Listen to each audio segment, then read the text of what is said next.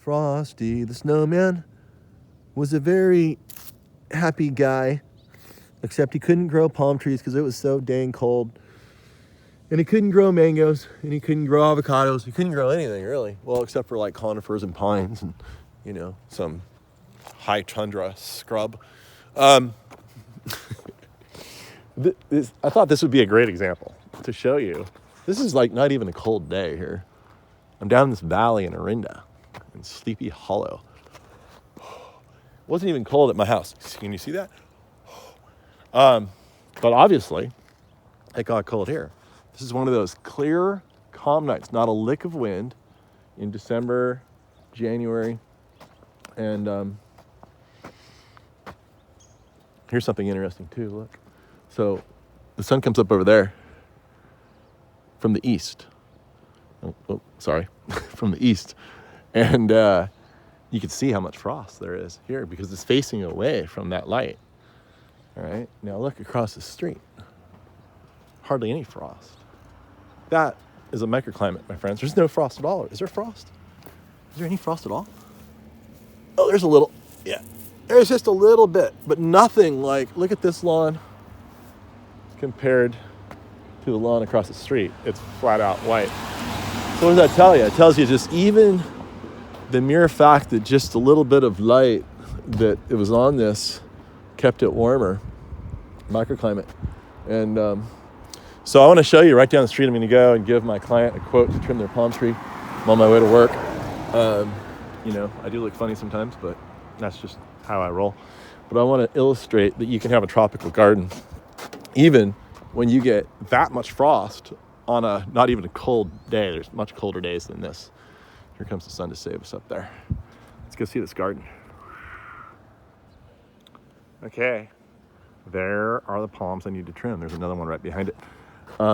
If you're going to want a tropical garden in Northern California, you want to try to get a house like up on the hilltops because if you get in these little pocket valleys, all the cold air comes down like a sheet, just like rainfall. And it follows topography because it's very heavy. And then it eventually finds itself through the lowest spots. And in this case, all the cold air is rushing out of this street because the street is the lowest spot in this entire valley. I can just feel it. You can feel the cold air moving this way. I can stand here and I can feel the colder on this side of my cheek than this side because the air is coming down the hill and it's exiting right through here. But unfortunately, it passes by my client's garden before it exits. And hi. Yeah, people that stand around with the camera talking to themselves, they're just kind of weird a little bit. But look, so what's the solution? Look at this berberis. Berberis going off in December. It's gorgeous. Berberis thunbergii. I believe it's from Japan, maybe China. But it's a plant I don't really use. But I didn't put those there, but I sure put these palms here. Look at these palms. Isn't this beautiful? These are dwarf Chusan palms. So the idea is that you can have your tropical garden. We won't go see the whole garden. There's actually, I'll put a link to the this whole garden tour I did like maybe a year ago or something, 2 years ago. But the point is that even if you're in the cold, this is the coldest spot in the East Bay. So if you're in the coldest spot, what do? Just plant hardy stuff, like a Chilean wine palm. Look at that thing. And Dasylirion right here. And another Trachycarpus up there. Look how pretty that is. Of course, you could plant your canary palms. They're super hardy. Loquat, super hardy. Beautiful, tropical, huge-leafed Livistone chinensis. You've got your blue Mediterranean fan palm. These palms are super cold hardy. And of course, over there with the backlit glow on their foliage, you can see the dwarf Chusan palms lighting up. It's a wonderful plant if you want to maintain a little bit of visibility through the plant.